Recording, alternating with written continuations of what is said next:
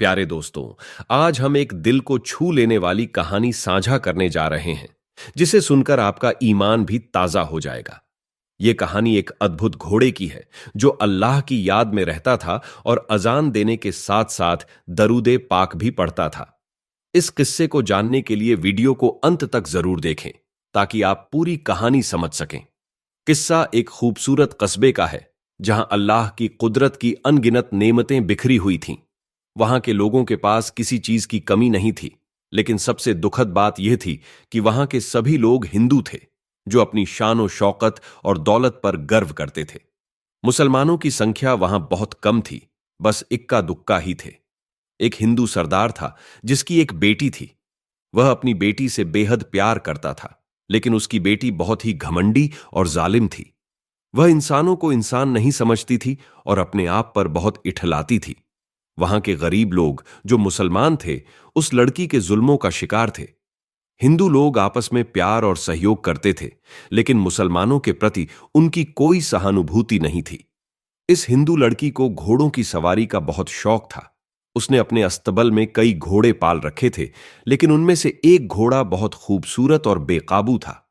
कोई भी इस पर सवार होने की कोशिश करता तो वह उसे गिरा देता। लेकिन इस लड़की का दिल इसी जिद्दी घोड़े पर आया। उसने कई बार इस पर सवार होने की कोशिश की, लेकिन हर बार गिर गई। आखिरकार उसने पूरे गांव में ऐलान कर दिया कि जो भी इस घोड़े को काबू में कर देगा, उसे इनाम दिया जाएगा। गांव में एक बूढ़ी औरत भी थी, जो हमेशा नबी करीम सल्लल्लाहु अलैहि वसल्लम पर दरूदे पाक भेजती थी। वह हर वक्त अल्लाह की याद में रहती थी। जब वह कुरान की तिलावत करती, तो जानवर भी उसके इर्द गिर्द बैठकर उसकी तिलावत सुनते थे। इस अल्लाह वाली बूढ़ी औरत के पास इस दुनिया में अल्लाह के सिवा कोई नहीं था। उसका पति बहुत पहले ही इस दुनिया से चला गया था और उसकी कोई औलाद भी नहीं थी। एक दिन जब हिंदू लड़की के कुछ आदमी बूढ़ी औरत के घर के पास से गुजर रहे थे, तो उन्होंने देखा कि वह दरूदे पाक पढ़ रही है और उसके इर्द गिर्द जानवर झूम रहे हैं। उन लोगों ने सोचा कि शायद यह बूढ़ी औरत उनके घोड़े को काबू में कर सकती है। जल्दी से वे हिंदू लड़की के पास पहुंचे और उसे सारी बात बताई। हिंदू लड़की ने घोड़े को भूलकर बूढ़ी औरत की दरूद पढ़ने की बात सुनकर गुस्से में आ गई। उसने सोचा, यह बूढ़ी औरत मेरे इलाके में रहकर अपने रब का नाम लेती है और अपने नबी पर दरूद भेजती है। यह बिल्कुल बर्दाश्त नहीं किया जाएगा। उसने अपने आदमियों से कहा, इस बूढ़ी को पकड़कर मेरे पास लाओ। हिंदू लड़की के आदमियों ने वैसा ही किया और बूढ़ी औरत से कहा, ऐ बूढ़ी, तुम्हें हमारी मालकिन बुला रही है। बूढ़ी औरत घबरा गई और बोली, मेरी जैसी नाचीज से तुम्हारी मालकिन को क्या काम हो सकता है? लेकिन उन लोगों ने कहा, यह तो हमें नहीं पता, तुम्हें वहीं जाकर पता चलेगा। बूढ़ी औरत ने मजबूरी में उठकर उस घमंडी हिंदू लड़की के पास पहुंची। हिंदू लड़की ने उसे घमंडी नजरों से देखा, लेकिन वह यह नहीं कह सकी कि तुम दरूदे पाक क्यों पढ़ती हो। उसने मन में ठान लिया कि उसका जिद्दी घोड़ा इस बूढ़ी को सबक सिखा सकता है। हिंदू लड़की ने कहा, ए बूढ़ी, तुम्हें मेरे घोड़े का ख्याल रखना होगा और इसके चारा पानी का इंतजाम करना होगा। इसके बदले में मैं तुम्हें अच्छे पैसे दूंगी, लेकिन अगर तुमने इनकार किया तो मैं अपने आदमियों से कहकर तुम्हारी बोटी करवा दूंगी। बूढ़ी औरत परेशान हो गई और बोली, बेटी, ठीक है, वैसे भी इस दुनिया में मेरा कोई नहीं है और मेरे पास एक छोटी सी झोपड़ी के अलावा कुछ नहीं है। मैं इसमें रहकर अपना गुजर बसर करती हूं, लेकिन आज से मैं तुम्हारे घोड़े की हिफाजत करूंगी और इसके चारा पानी का इंतजाम भी करूंगी। हिंदू लड़की ने कहा, तो फिर देर किस बात की? तुम आज से ही अपने काम पर लग जाओ और याद रखना, अगर यह घोड़ा काबू में नहीं आया तो मैं तुम्हारे साथ क्या कर सकती हूं। बूढ़ी औरत ने आंखें झुकाकर सब कुछ सुना और वहां से उठ गई। उसे अपने दरूदे पाक पर इतना यकीन था कि उसे पता था कि बड़ी से बड़ी मुश्किल भी अल्लाह के सामने कुछ नहीं है। धीरे धीरे वह घोड़ों के अस्तबल में गई और उस बेकाबू घोड़े को प्यार भरी निगाहों से देखने लगी। अजीब बात थी, वह घोड़ा किसी के काबू में नहीं आता था, लेकिन बूढ़ी औरत को देखकर उसने अपना सिर झुका दिया। बूढ़ी ने घोड़े की पीठ थपथपाई, उसे प्यार किया और चारा डालने लगी। जैसे कि बूढ़ी औरत की आदत थी, वह हमेशा दरूदे पाक पढ़ती रहती थी। कुछ दिनों तक घोड़े को समझ नहीं आया, लेकिन एक दिन जब बूढ़ी औरत घोड़े के पास बैठी तो उसने कहा, ऐ मेरे प्यारे घोड़े, क्या तुम जानते हो कि हमारे प्यारे आका नबी पाक सल्लल्लाहु अलैहि वसल्लम पर दरूद भेजने से हमें कितना सवाब मिलता है? क्या तुम भी हमारे प्यारे हजरत मोहम्मद मुस्तफ़ा सल्लल्लाहु अलैहि वसल्लम पर दरूद भेजोगे? क्या मैं तुम्हें दरूद पाक पढ़ना सिखाऊं? घोड़ा सिर झुकाए खड़ा था, लेकिन जब बूढ़ी ने दरूद पाक पढ़ना शुरू किया तो अजीब बात हुई। घोड़ा भी झूमने लगा, जैसे वह उसे सुन रहा हो और दरूद पढ़ने की कोशिश कर रहा हो। इस अल्लाह वाली बूढ़ी का न तो कोई सहारा था, न कोई औलाद। उसने घोड़े को अपने बच्चों की तरह समझा और उसकी अच्छी तरबियत करने लगी। जब से बूढ़ी ने इस घोड़े की देखभाल शुरू की, वह पहले जैसा बेकाबू नहीं रहा। जब भी अजान होती और अजान में मोहम्मद सल्लल्लाहु अलैहि वसल्लम का नाम आता, बूढ़ी दरूद पढ़ती और घोड़ा भी उसके पीछे पीछे दरूद पढ़ता, जैसे वह अजान का जवाब दे रहा हो। बूढ़ी को ऐसा महसूस होता था कि जैसे घोड़ा भी अजान दे रहा हो। बूढ़ी और घोड़े के बीच एक गहरा रिश्ता बन गया था। हिंदू लड़की ने जब यह सब देखा कि बूढ़ी ने घोड़े को काबू में कर लिया है, तो वह सोचने लगी, यह बूढ़ी ने आखिर क्या जादू कर दिया है। हिंदू लड़की ने देखा कि उसका घोड़ा अब पहले की तरह बेकाबू नहीं रहा। जब वह घोड़े पर सवारी करने बैठती तो वह सिर झुका लेता। यह सोचकर वह हैरान थी कि आखिर इस बूढ़ी औरत ने क्या जादू कर दिया है। उसने बूढ़ी का शुक्रिया अदा करने के बजाय उस पर शक करना शुरू कर दिया और इल्जाम लगाने लगी। जब बूढ़ी औरत घोड़े को चारा डालती तो घंटों उसके पास बैठकर बातें करती। ऐसा लगता जैसे घोड़ा हर बात को समझ रहा हो। और जब बूढ़ी दरूदे पाक पढ़ती तो घोड़ा भी उसके साथ झूमता और अपने होठों को हिलाता, जैसे वह भी दरूद पढ़ रहा हो। ये देखकर लोग सुभान अल्लाह कह उठते थे। हिंदू लड़की जो दूसरे घोड़ों की देखभाल करती थी, इस सब से जलने लगी। उसे यह बर्दाश्त नहीं था कि बूढ़ी औरत ने एक बेकाबू घोड़े को काबू में कर लिया है। वह सोचने लगी कि अगर यह सब ऐसे ही चलता रहा तो उसकी इज्जत कम हो जाएगी। उसने ठान लिया कि वह बूढ़ी औरत की झूठी शिकायत करेगी ताकि उसे वहां से हटा सके। एक दिन जब बूढ़ी औरत घोड़े को चारा डाल रही थी और दरूद पढ़ रही थी, हिंदू लड़की ने सोचा कि यह सही मौका है। वह दौड़ती हुई हिंदू लड़की के पास गई और कहा, मालकिन, गजब हो गया। हिंदू लड़की ने पूछा, क्या माजरा है, जल्दी बताओ। वह बोली, मालकिन, आपका घोड़ा जो आपको जान से भी प्यारा है, आज मुझे ठीक नहीं लग रहा। हिंदू लड़की ने कहा, अच्छा, तो मुझे यह खबर क्यों नहीं मिली? वह बोली, आपकी बूढ़ी ने घोड़े का ख्याल ठीक से नहीं रखा। हिंदू लड़की ने कहा, मैंने भी नोट किया है कि घोड़ा अब पहले की तरह नहीं चल रहा। तुम मुझे जल्दी से उस बूढ़ी के पास ले चलो। जब वह बूढ़ी के पास पहुंची तो देखा कि वह घोड़े को चारा खिला रही थी और दरूद पढ़ रही थी। घोड़ा भी झूमकर उसके साथ होठों को हिला रहा था। यह देखकर हिंदू लड़की का गुस्सा फूट पड़ा। उसने कहा, ऐ बूढ़िया, तुम मेरे घोड़े को क्या सिखा रही हो? तुम्हें पता नहीं कि मेरे दरबार में मुसलमानों को इबादत करना मना है?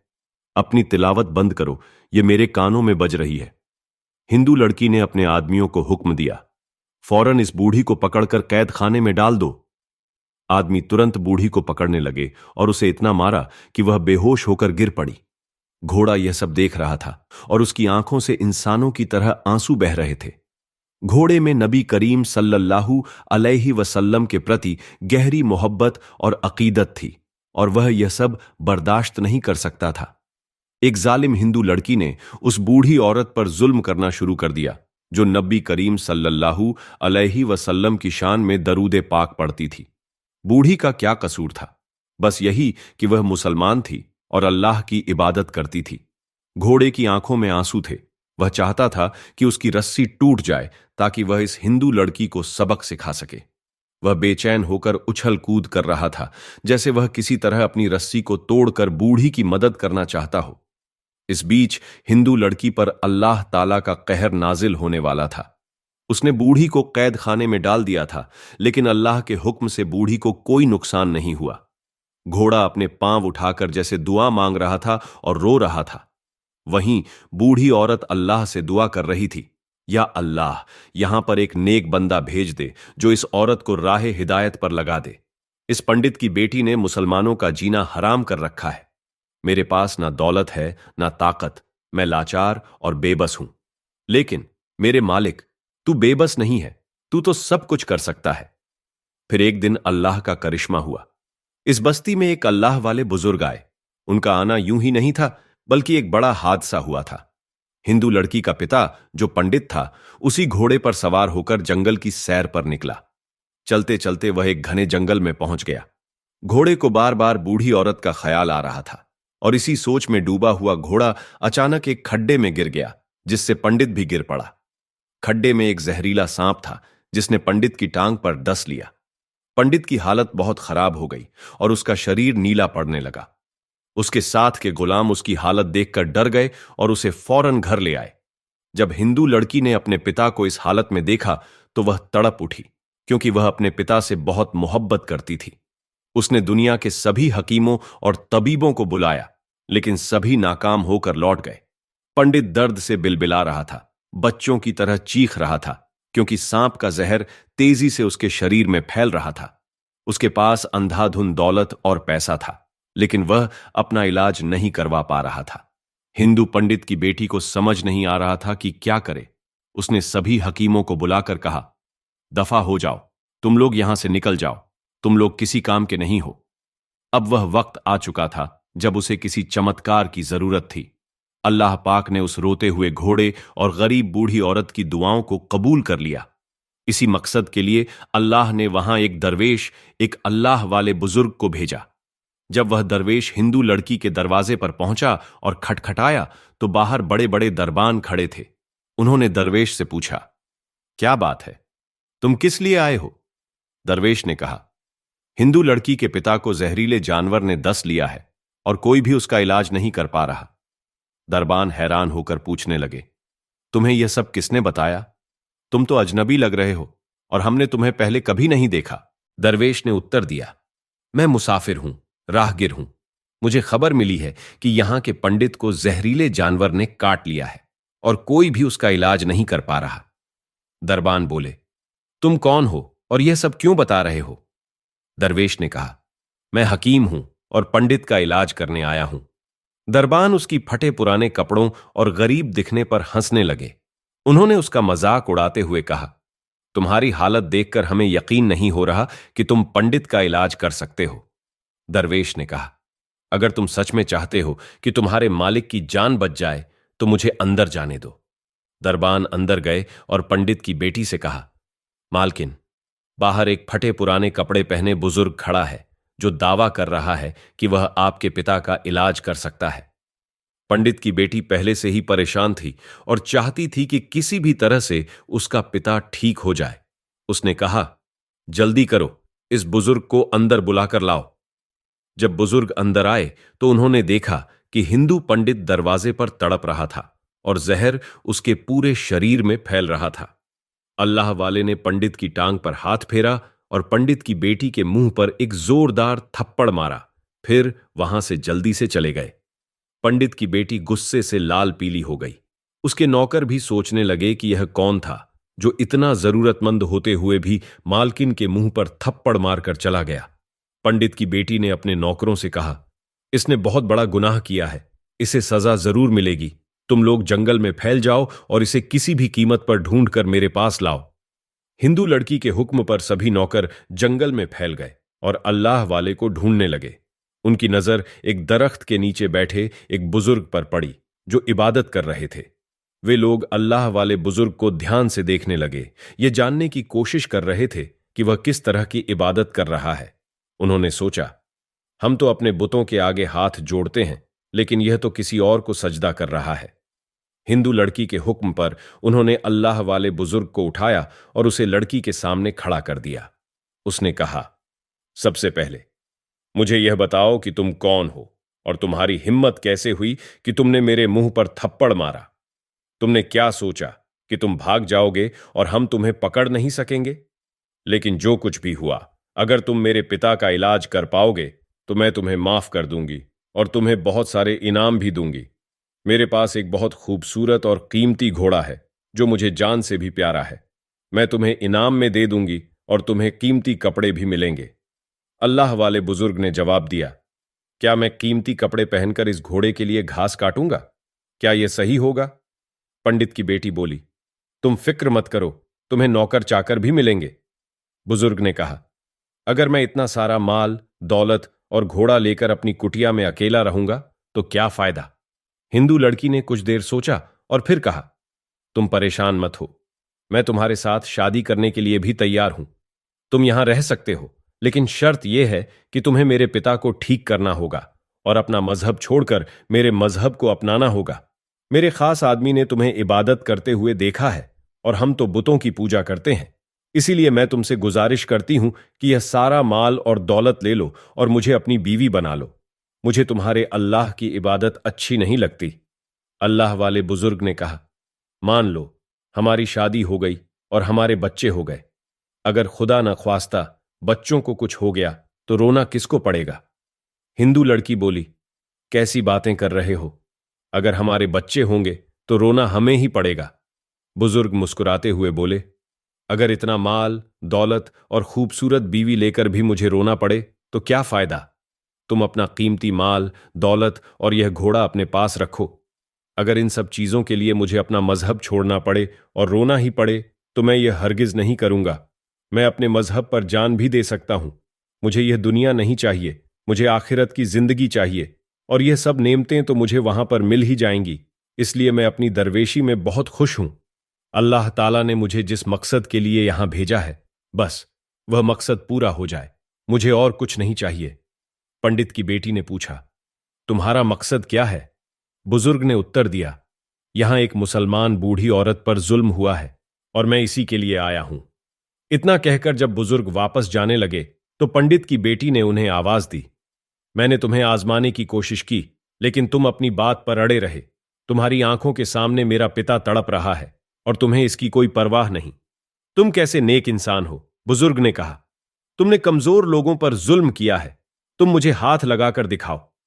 इससे पहले कि हिंदू लड़की आगे बढ़कर अल्लाह वाले से बदला लेती, बुजुर्ग ने एक फूंक मारी और वह लड़की एक घोड़ी में बदल गई। अब वह तड़पने और बिलबिलाने लगी, कुछ नहीं कर पा रही थी। वहां खड़े लोग डर गए। हिंदू लड़की का एक खास नौकर आगे बढ़ा और अल्लाह वाले बुजुर्ग के कदमों में गिरकर बोला, ऐ अल्लाह वाले, इस लड़की को माफ कर दो। ये अनजाने में गुस्ताखी कर बैठी है। इसके दिल में अपने पिता का दुख था, इसलिए यह गुस्से में आ गई। सभी लोग कलमा पढ़कर मुसलमान होने की इच्छा जताने लगे। अल्लाह वाले बुजुर्ग ने कहा, हम जबरदस्ती किसी को अपने दीन की दावत नहीं देते। इस लड़की ने जो गरीब बूढ़ी और बेजुबान घोड़े पर जुल्म किया, उसे खत्म करना चाहते हैं। अगर यह लड़की इंसान बनकर सुधर जाए और इस अल्लाह वाली से माफी मांग ले तो हम इसे इसकी असली हालत में लाने के लिए तैयार हैं। हिंदू लड़की के नौकर ने तुरंत बूढ़ी औरत को बुलवाया। वहां खड़े सभी लोगों ने बूढ़ी से माफी मांगी। कुछ देर बाद अल्लाह वाले ने घोड़ी बनी हुई लड़की पर फूंक मारी और वह फिर से अपनी असली हालत में आ गई। हिंदू लड़की शर्मिंदा होकर खड़ी थी। उसने तुरंत बूढ़ी औरत से माफी मांगी और बूढ़ी ने भी उसे माफ कर दिया। फिर हिंदू पंडित की बेटी ने देखा कि बूढ़ी ने दरूदे पाक पढ़कर उसके पिता का इलाज करना शुरू किया। देखते ही देखते पंडित की टांग ठीक हो गई और उसका शरीर का जहर खत्म हो गया। हिंदू पंडित की बेटी हक्की बक्की रह गई। उसने सोचा, इस दरूदे पाक में इतनी ताकत है कि मेरे पिता की टांग तुरंत ठीक हो गई। अब उसके दिल में अल्लाह और उसके रसूल की मोहब्बत जाग उठी। वह बोली, मैं सोचती थी कि यह घोड़ा क्यों बूढ़ी के दरूदे पाक पढ़ने पर झूमने लगता था। फिर वह आगे बढ़ी और बूढ़ी से कहा, मुझे माफ कर दो, मैंने आपकी बेअदबी की और मुसलमानों पर जुल्म किए। जब भी मैं आपको देखती थी, आप फटे पुराने कपड़ों में होती थीं। मुझे गरीब लोग पसंद नहीं थे और मैं इबादत करने वालों से नफरत करती थी। लेकिन अब जब मैंने देखा कि मेरे पिता की जान दरूदे पाक से बच गई तो मैं समझ गई। फिर वह अल्लाह वाले बुजुर्ग से बोली, आज मैं सबके सामने अपने पिता समेत मुसलमान होना चाहती हूं। मैं आपसे वादा करती हूं कि आगे से कोई भी काफिर मुसलमान को नहीं सताएगा, बल्कि सब आपस में मिलजुल कर भाई भाई बनकर रहेंगे। और इस तरह दरूदे पाक की बरकत और ताकत से एक पंडित और हिंदू लड़की ने इस्लाम कबूल किया। पंडित ने अल्लाह वाले से अपनी बेटी की शादी करवा दी और इस बस्ती में अमनो अमान कायम हो गया। कल तक जो लोग गर्व करते थे, आज वे अच्छाई के पैकर बन चुके थे। हिंदू लड़की का नाम अल्लाह वाले ने मरियम रखा, क्योंकि अब वह मुसलमान हो चुकी थी। अल्लाह वाले ने अपनी पत्नी और ससुर को इस्लाम की तालीम दी।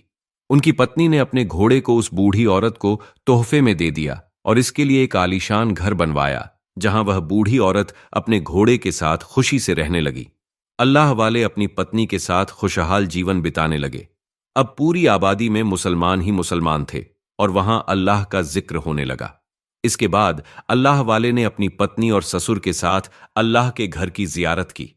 वहां जाकर जैसे इन दोनों बाप बेटी के दिल में नूर ही नूर भर गया। सुभान अल्लाह। इसलिए प्यारे दोस्तों, यह बात याद रखें, जो इंसान अल्लाह और उसके रसूल की मोहब्बत को अपनी जिंदगी में बसा लेता है और इन्हीं के मुताबिक जिंदगी गुजारता है, उसका अंजाम हमेशा कामयाब और बाइज्जत होता है।